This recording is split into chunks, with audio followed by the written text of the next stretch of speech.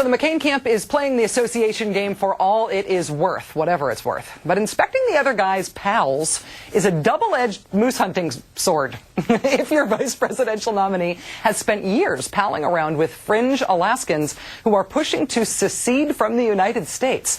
According to a brand new story on Salon.com, Sarah Palin's ties to the fringe Alaska Independence Party are deeper than previously reported.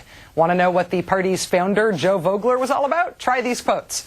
Quote, "I'm an Alaskan, not an American. I've got no use for America or her damned institutions." That's one from the party's website. From a 1991 interview, quote, "The fires of hell are frozen glaciers compared to my hatred for the American government. Wow. And I won't be buried under their damn flag." Now, in the same way Barack Obama was not a member of the Weather Underground, Sarah Palin was never a member of the Alaska Independence Party. However, non-member Palin has attended party conventions, has addressed the convention as recently as this year in 2008, saying, quote, "Keep up the good work." Does that constitute palling around? Is there more to this story?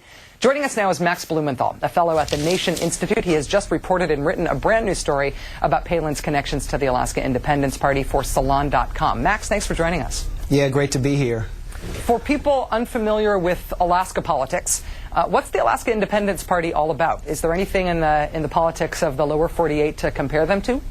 There is. In the lower 48, there's a neo-Confederate secessionist movement that reveres the Confederacy, the lost cause, and they are intimately linked with the Alaskan Independence Party. So is the Constitution Party, a theocratic party that wants to put the United States under the control of biblical law. The Alaskan Independence Party, since it was founded by Joe Vogler, has been a haven for anti-government extremists, anti-government militia members, and conspiratorial figures who believe that the United States government plans to implement a new world order.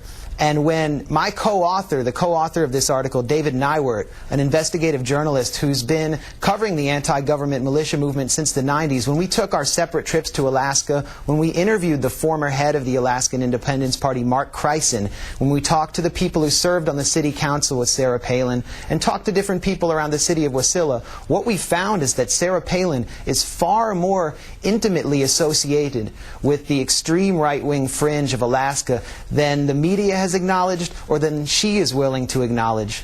Well, how strong are those connections, and how are they made manifest? I mean, I know that she was close with that former chair of the party who you interviewed when she first got into politics, but what are the exact connections between her and this group? Well, she used the former head of the Alaskan Independence Party, Mark Kreisen, and his friend, a John Birch Society activist named Stephen Stoll, to advance her political career. And then once she was elected mayor and then governor, she used her position to advance their agenda on a local and state level, and she sought to reward them with plum political appointments. For example, the guy I just mentioned, Stephen Stoll, he's known around Wasilla as Black Helicopter Steve. That's because there's a rumor that he had taken several high-powered automatic weapons and wrapped them in plastic and buried them in his front yard in expectation of the federal government bringing on the New World Order. He wanted to be ready. These characters used to hold regular protests outside the office of Sarah Palin's predecessor, John Stein, and when she declared her campaign against him, at their urging, they demanded that he produce a marriage certificate proving that he was legally married to his wife. So they were creating the negative backscatter in Sarah Palin's mayoral campaign. Steve Stoll donated $1,000 to Sarah Palin's mayoral campaign, and as soon as she became mayor, she sought to appoint Steve Stoll to the city council seat that she had just vacated. This appointment was blocked by a city council member me and David Neiwart interviewed named Nick Carney because he considered Steve Stoll a, quote, violent influence. John Stein, the former mayor, said, and I'm paraphrasing here, that Steve Stoll is the kind of guy who, if he disagreed with you, would take you out in the parking lot and beat you up. People around Wasilla consider this character a menacing and extreme figure, but Sarah Palin sought to appoint him to city council. Max Blumenthal, fellow at the Nation Institute, contributor to Salon.com. We'd advise our listeners or our viewers who are interested in checking out more about this to check out Max's very detailed article at Salon.com about these associations today. Thanks, Max. Thanks for joining us. Yeah, thanks for having me.